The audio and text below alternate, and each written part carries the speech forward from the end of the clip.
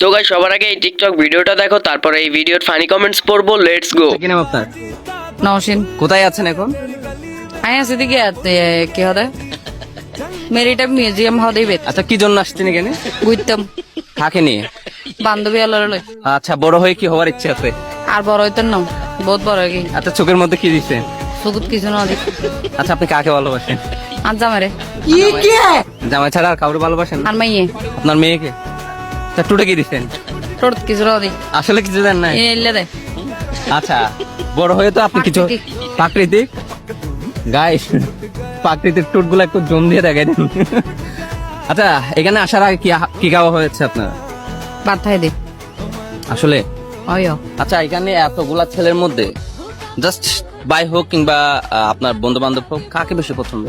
এটা হনো ছেলে যোগে না দে গুরু গুরু ফ্যান্ডা পাওয়ালে না দুধ দিতে মানে আমি আপনার চেয়ে এত বড় লম্বা, তারপরে আমার আর তো গুরু ভয় লাগে আসলে মানে কোন দিক দিয়ে?